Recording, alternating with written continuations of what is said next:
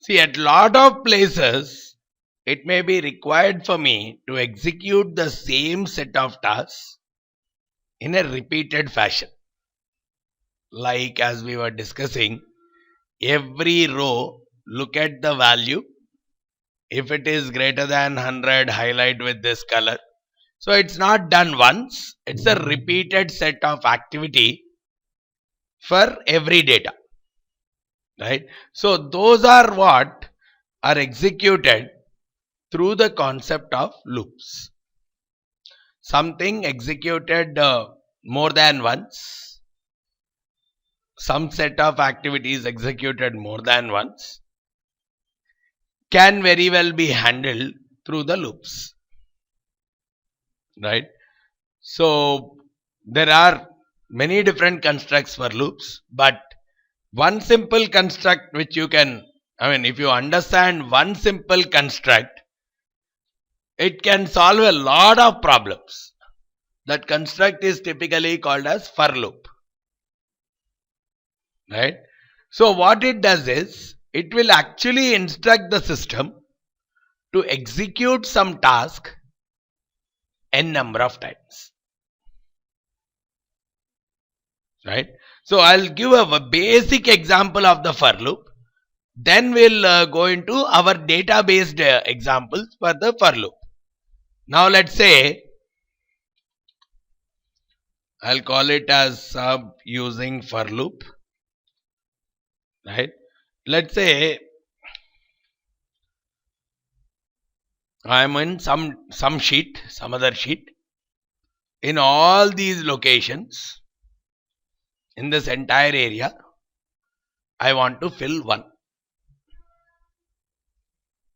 I want to fill a value called 1 in all this location. Right? So probably it's as good as manually when I am doing it, I'll fill 1.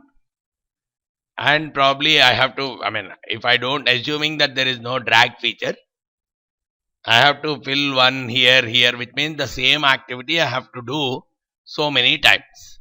So what the loop is helping me out is, if I do it once, that same line, repeat it n number of times. Right?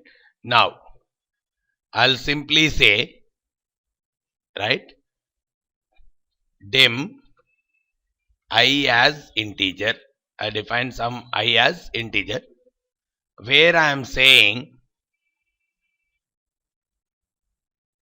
then I want to loop some activity, let's say 20 times. First we'll start with a constant, some 20 times. What I'll say is, for I equal to 1 to 20, which means it's a counter, incremental counter, 1, 2, 3, 4, up to 20. So the for loop always goes with the next. For and next is the basic construct, just like if and if kind of thing.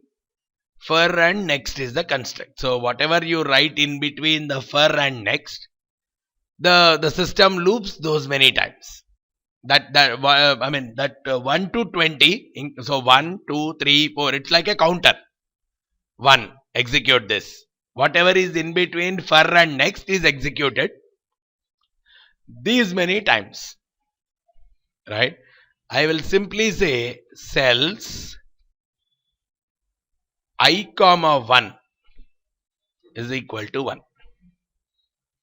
I comma 1 is, first time I will be 1. 1 comma 1, which is A1. A1 will be filling with 1. Then it increments, I becomes 2. Because we are putting it in a for loop. So 2 comma 1, which is A2. That also will become 1. 3 comma 1, A3. Again that will be updated with 1.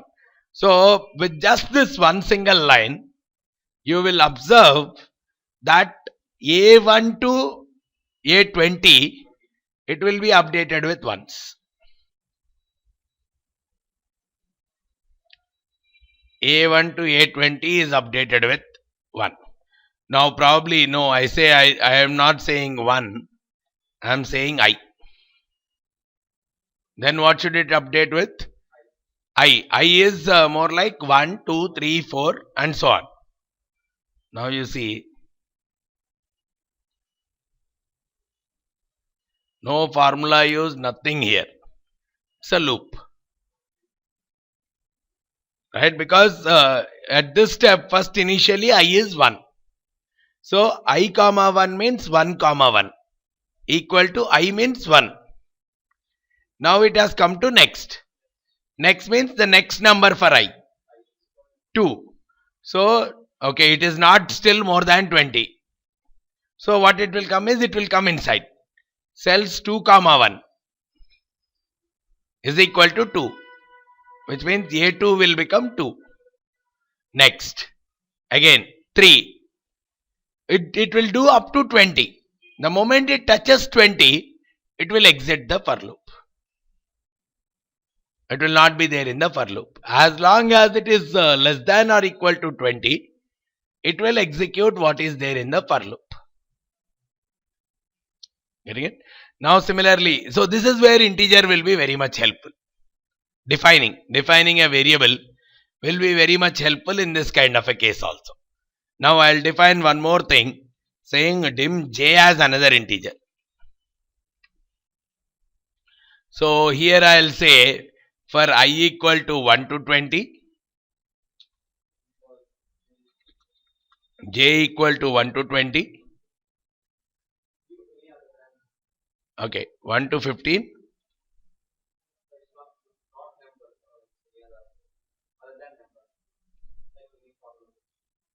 any? Yeah, we'll go to that, don't worry. See, this is just a simple example. We have to execute it on our data, which requires all kinds of formula base and everything. So we'll say here j equal to 1 to 15. So because there is a second for which I have used, I have to have 2 next also. So instead of I comma 1, I'll say I comma j. Probably I plus j. So it will, so initially I will be 1, j also will be 1.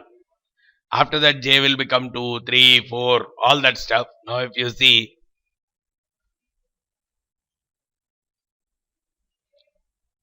this entire calculation has come out. Because 1 comma 1 is coming out as 1 plus 1.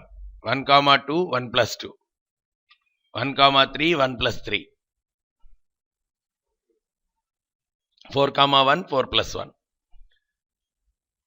So this entire thing, without our interference, with just one single line, it has filled these many values. That is where a loop becomes more and more powerful. Right?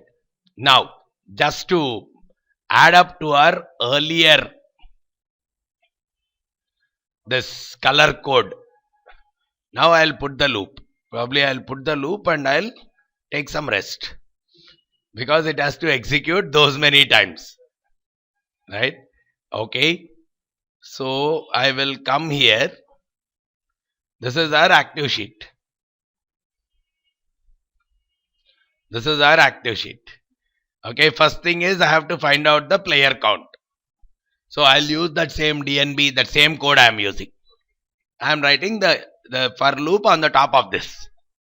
Right, because that entire thing was actually for one single cell.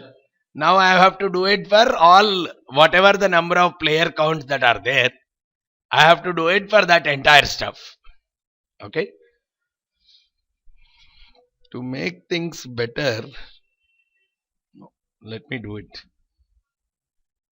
So you'll see it will take some time. The same thing, I'll use another logic once we are done with this, to see a proper usage of the logic will actually save a lot of time in execution. One is this route I'll use. One I'll give you another logic using some Excel formulas and all that stuff. We'll try to compare these two, how much time it is taking to execute in both the cases. Right? So here I'll dim player count as long. Right? As we have said, player count is equal to worksheet function dot count a, correct, range a colon a, count the total number of players, so that you have to loop it those many times, right? So here I'll say, so I need one more variable as a counter, so I'll just say dim I as integer, dim I as integer, which is a counter 1 2 something. So here I'll say for I is equal to 1 to player count. Player count is 8,861. So do this 8,000, whatever is there in that for and next, I'll put a next here. So whatever is there between for and next, it is executed these many times.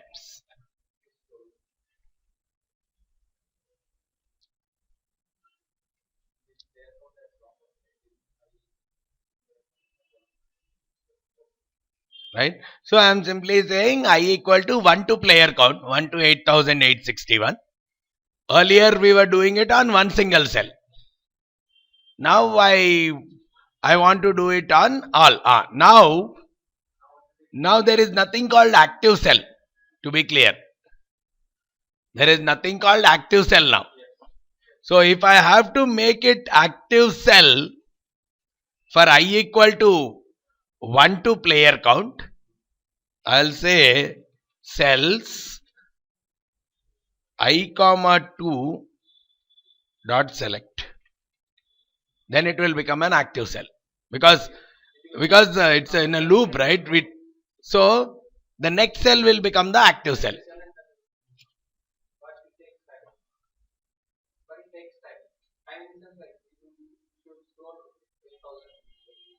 So let's see. At least we'll first let me execute it in debug mode, right? So at least 3-4 it will execute in debug. Then probably that itself should be an indicator for us. Okay, so now I am not putting anywhere. Let's say my active cell is here also. Doesn't matter now. Now active cell least matters for us, because anyhow you are making it explicitly to select this I comma 2 dot select. Now we'll toggle between Excel and VBA here. So yeah, from here I'll come. You see here, player count is 8861. Now you see it started. I is 1. First time, na? So I is 1. So it says cells I comma 2 dot select. Oh, we don't need actually the first row. So probably we could have said I plus 1 comma 2 or I equal to 2 to player count is much better. Instead of 1 to player count, because the first one also will be highlighted. So I'll say 2 to player count, because I want it from the second row. Again execute it. So sometimes that's where if I execute in a debug mode, the logic becomes much easy for me. Okay, now you see, yeah, you can rectify it. Player count is this much. Now I is starting off with 2. So cells 2 comma 2 dot select. Okay, if active cell dot column equal to 2, actually this part is not required now, because anyhow you are explicitly making it to select the second column only, but still doesn't matter also.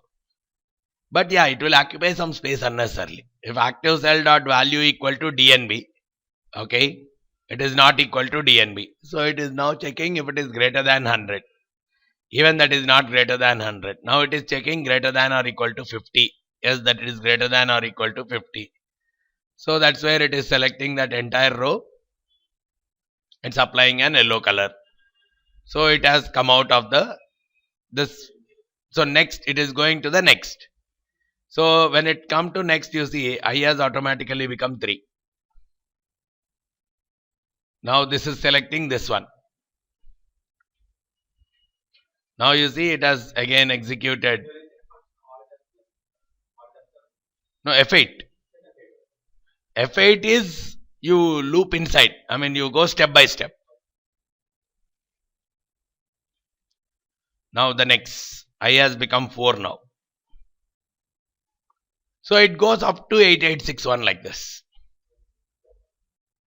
Right. Now you are not moving anywhere. Now it is highlighting with the appropriate color and all that stuff. Right.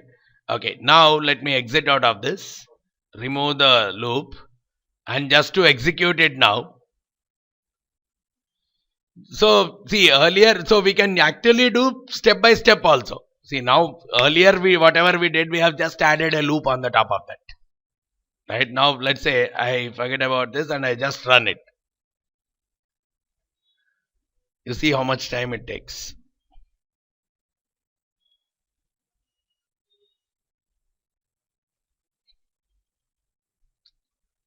Because this may be a time taking process. Checking one by one may still be a time taking process. Right. So there are various other ways in which the same thing can be accomplished. Right. This is what we'll typically try to do. So here it will take a lot of time. Let me. So it has finally executed 8,000. So it's not too much of a time, but yeah, it is a time. Now you see almost 8,800. Everything is executed. Different colors on the sheet. Right, without V moving. So loop is a very powerful construct from that perspective. Almost the whole sheet is updated. Right. So that's how a loop can be used. We did not use any big piece of code. It's a very small piece of code. Right. So that's so VBA wise, and lot of things can very well be accomplished through this kind of mechanisms itself. Right, formattings, all that stuff, whatever have to be done through the regular stuff, simply record it. All these loops or ifs or some of these things, you just put those kind of constructs on the top of that, which will solve your problem. Fine. Yeah. Now let me unselect this entire stuff.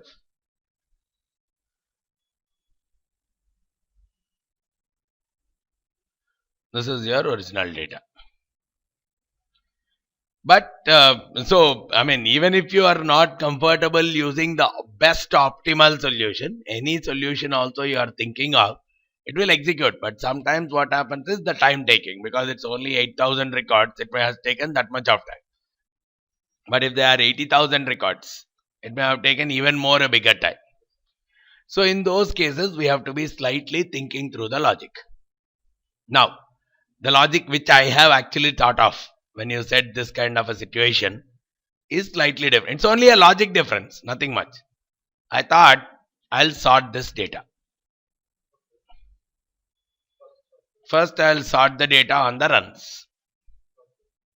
Once I sort it, I know, okay, what is the first thing, right? Or I'll sort it, let's say, in the ascending order of the data, of the runs. Then I'll come to know what is the first occurrence of 0 or 1 or 50 or DNB or whatever, using that match function. Right? And based on that, I'll try to find out how many are actually lying between 0 and 49, 50 and 99, these kind of counts. Right? Then from this location to this location, I'll say highlight with a green color. So one single go, the entire highlighting is happening with a green. One single go, the entire highlighting is happening with a blue. Instead of doing 8,000 times shuffling between the Excel sheet and a VBA, because it took more time, because there was a lot of shuffling between an Excel sheet and a VBA sheet. 8,800 times there was a shuffling between Excel and VBA. Because every cell it is comparing separately. Otherwise, and probably if I want the data back in the same order, finally after doing all that hightings and all, I'll sort the data back again on the dates. First I'll sort it on the runs. The original data is on the dates. I'll again, after doing that entire thing, I'll sort it back on the dates again.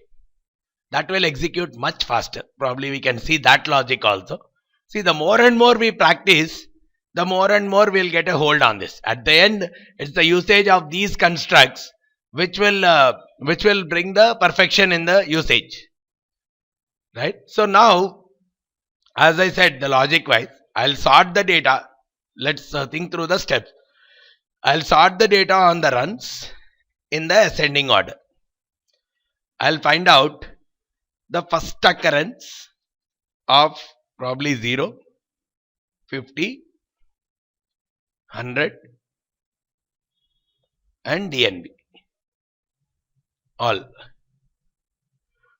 I'll count whatever are those. I'll count whatever are those numbers. So those many times I'll execute the loop. That entire thing from this location to this location, I'll highlight it with one color. Right? Let's try to write that and finally sort the data back on the dates.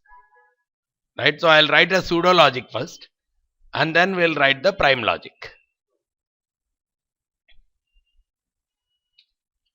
So I'll say conditional coloring.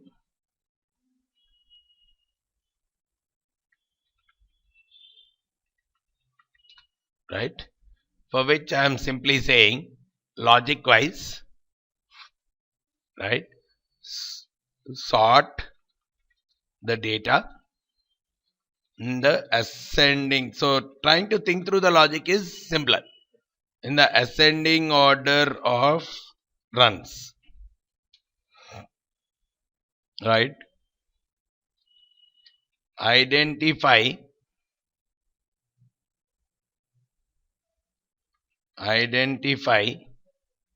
the location of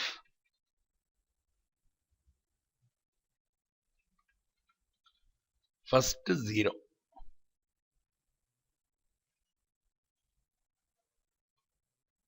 Or we'll put the limit or identify. So we'll put the limits directly here. The first limit for us is 0. Then it is 1. Then it is 50. Then it is 100. Century. Then it is DNB. These are the 5 limits for us. When I arrange the data, zeros, all zeros we have highlighted with a red color. All ones we have 1 to that 49 we have highlighted with this color, another color. 50 to 99 we have highlighted with one color. 100 to DNB we have highlighted with one color. And DNB we have highlighted with another color. Right? So what I would try to see is I want to take these 5 and do the counting for all these. Greater than or equal to this and less than this. Greater than or equal to this and less than this. No, then it will count even once also. Greater than or equal to 0 and less than 1. They are all with one color. Greater than or equal to 1 and less than 50. They are with another color. Correct? So,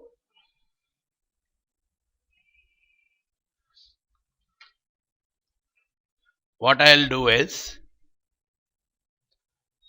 this is D1, right? So I will take it as D1.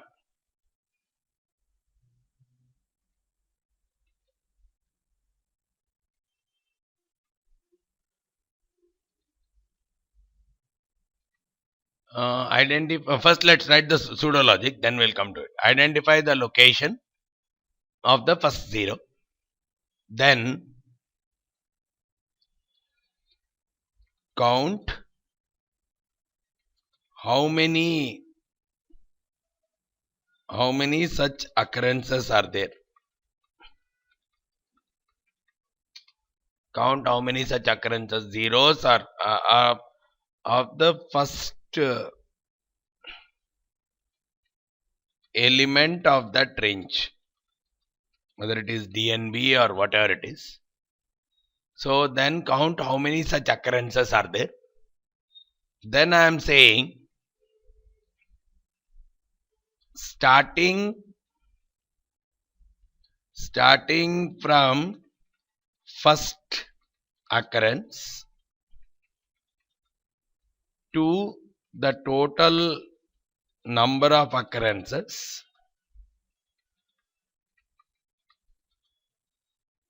select. Fill the selection with appropriate color.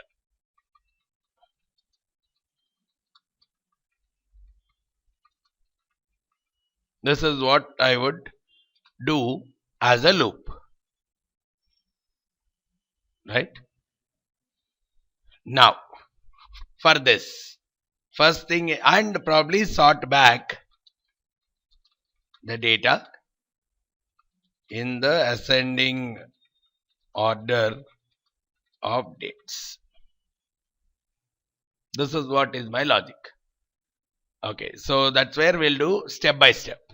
Sort the data in the ascending order of the runs. Probably I can record it, or we have already recorded in the descending order of runs somewhere, right? So somewhere we have recorded, yeah, this one, the descending order of the runs. So that's where I'll say I'll change it into ascending order. So I'll copy this code, wherever we have sorted it on the descending order of the runs. I'll copy this here, and the only change I have to make is, instead of descending, I'll make it ascending. Fine, ascending order of the runs, it will do. So this is the first step, right? Now the next step it has to identify is, so probably this one it has to execute on sheet 1. So I'll say sheet 1 dot select. Wherever I am, it will come to sheet 1. In that sheet 1, that entire thing is occurring. Now I have to do the next thing. What is the occurrence, right? What is the first occurrence of these stuff? 0, 1, things like this, right? So I will simply find out what is the first occurrence of these when I sort the data, right? So for the first occurrence, I have to first find out how many such numbers are there here, right? And otherwise, let's say we'll start with 0, right? Or we'll find out 0, what is the first occurrence?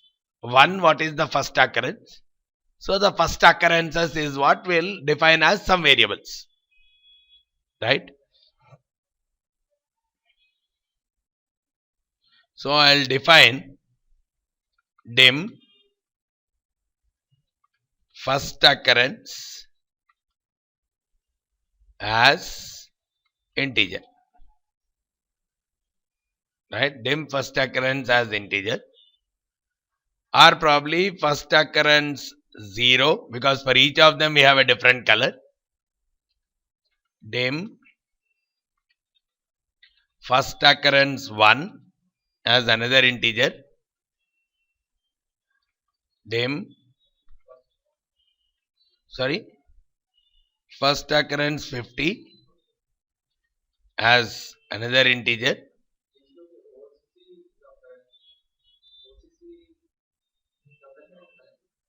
Yeah, any name you define, it's up to you. Just for your understanding, that's it. Then I can say ABCDE also. Dim first occurrence 100 as another integer.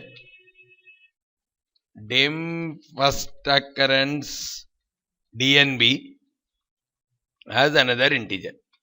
These 5, I'll use the match function to find out what is their first occurrence. Right? So I'll say first occurrence. So let me use OCC only everywhere. First occurrence 0.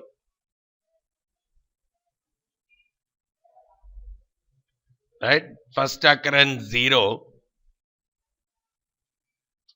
is equal to worksheet function dot match. Right? Match for 0,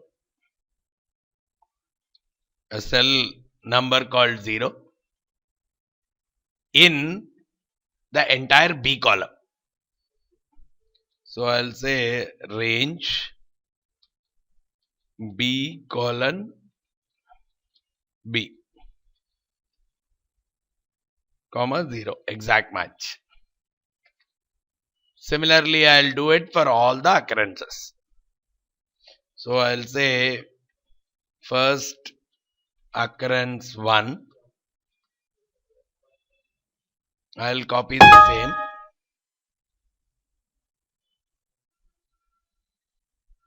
I'll copy the same thing. Only thing is here I'll replace it with the 1. Then similarly first occurrence 50 is equal to, again I'll copy it, search for the number called 50. Then similarly I'll have first occurrence 100 is equal to, and finally I also have first occurrence DNB.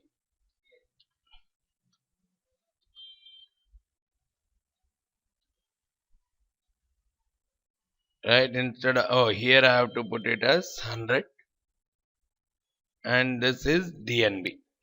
Now let's see whether this code is working fine or not. Then we'll go to the next step. So now I'll put it here. When I put this thing here, this entire thing will be executed and then it will come here. So the sorting will happen on the data by default. So you see here, by now the sorting would have happened. You see the data has already got sorted. Now come out. Unable to get the match property of the worksheet function class. Something has gone wrong. Okay. 0, it's a number. So I cannot put,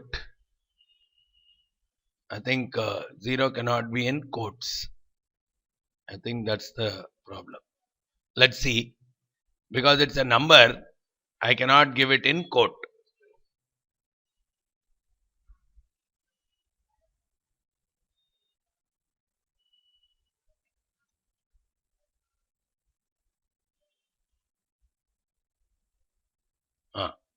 You see, it has given 2, which means second row contains the first 0. Then similarly, if I come out, 597th row contains the first one.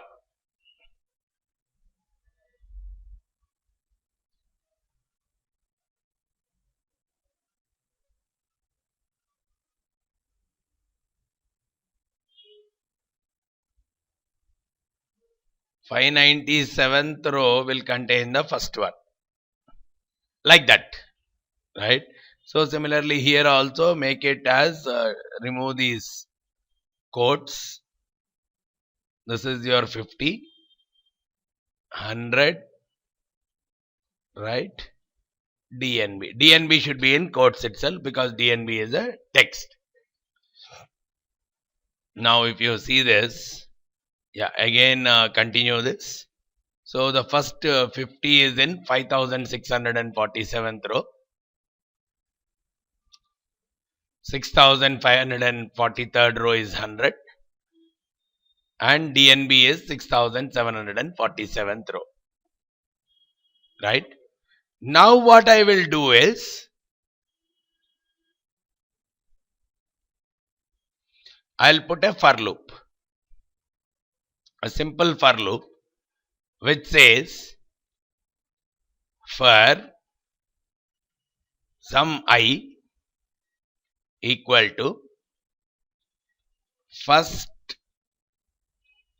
occurrence 0 to first occurrence 1 minus 1. Which means from C, let's say first occurrence 0 is around second. First occurrence of 1 is 597. So 597th row actually contains the first one. So I'll say from the second row to the 596th row. That is what minus 1. From the second row to the 596th row, highlight it with that color. That zeros color. Whatever is there. So I'll simply say here, oh, what happened?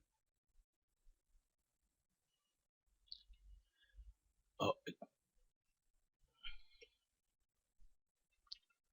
So for this to this, next, I'll say here,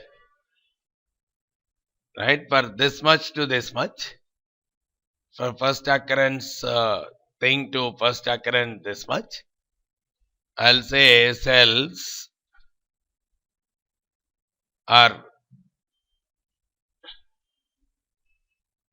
cells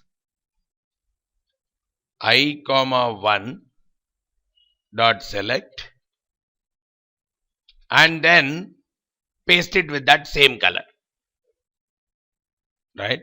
Or probably will not even select, right? Entirely will do the pasting itself. Or let me not even use the for loop here. So the first occurrence is in the second row and up to 596th row, right? So what I'll do is cells first occurrence 0 comma 1 dot select. This will become my active cell 2 comma 1, which is the second row first column, right? Then I'll say active cell, right? Or I'll create a range now because I will do the selection like this. I'll do the selection something like this.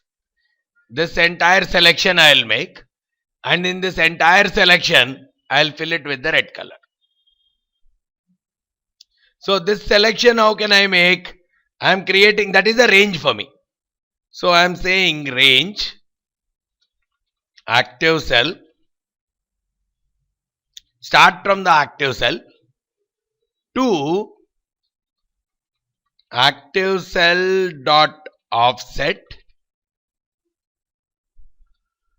How many? I have to select 595 rows. Second row to 596th row. Second row to 596th row. So which is I have to go 595 rows. So 595 how am I getting?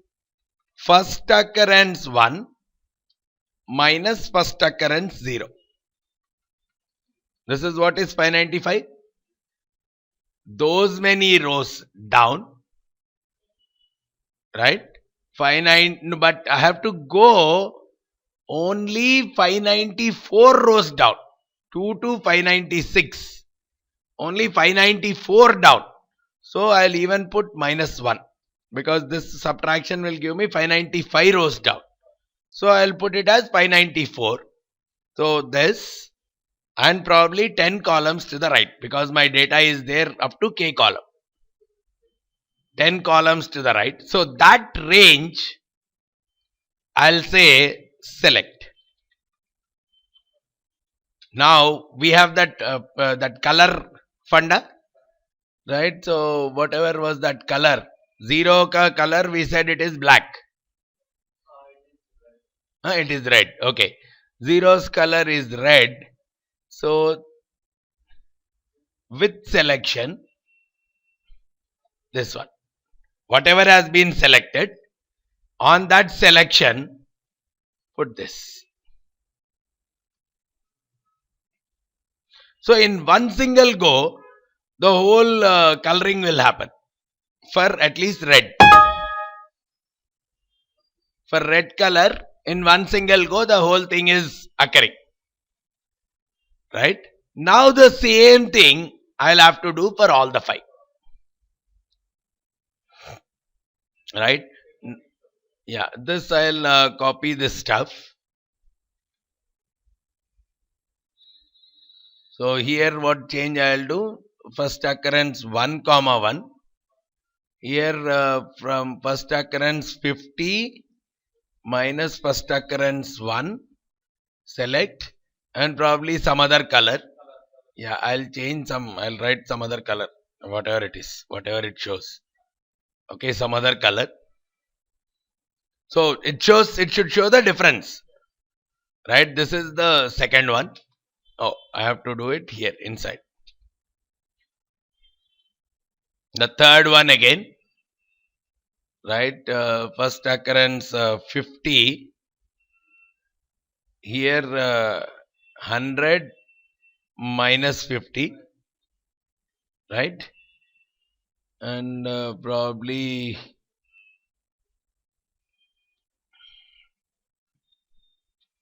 some other color. Let's see if the color difference is not that much, then we'll use the original colors only. And then we have per 100. Then this I call as DNB minus 100. Doesn't matter.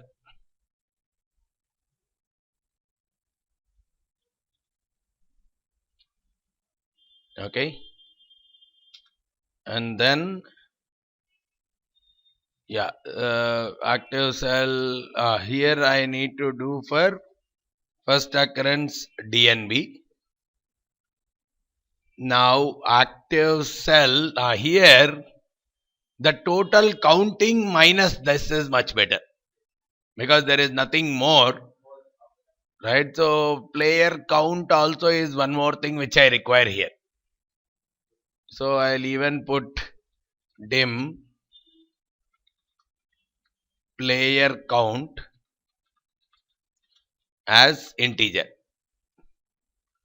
Right, so this is where I'll find player count is equal to worksheet function, or because we are on sheet 1, we have to select sheet 1.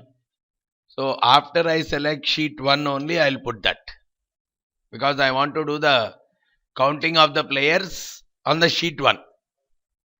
Right, so after the sheet 1 is selected, it would be better, otherwise it will execute on the active sheet. Player count equal to worksheet function dot count A range A column. It will tell me what is the player count.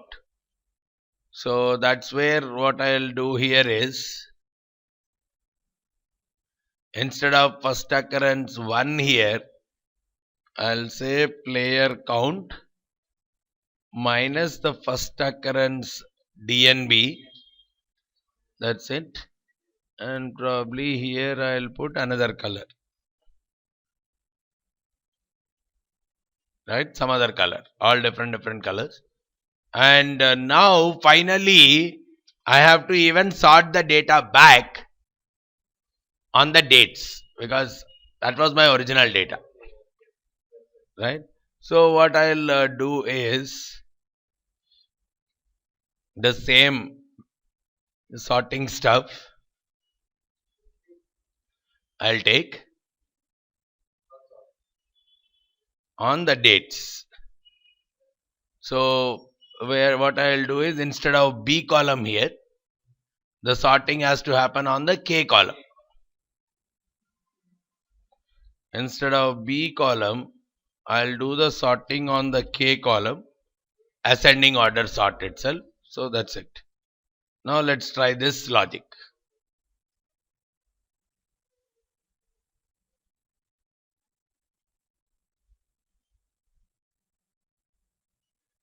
Done.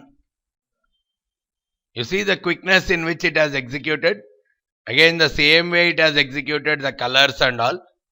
Yeah, decent colors we got. Red was there, some kind of green is there, right? All these colors. And yeah, DNBs are highlighted with this color. 50s are highlighted with this color. And what about hundreds? Yeah, hundreds are highlighted with this. Yeah, decent colors only we got. Though we put some random numbers. We got some decent colors. So the whole sheet got updated very quickly.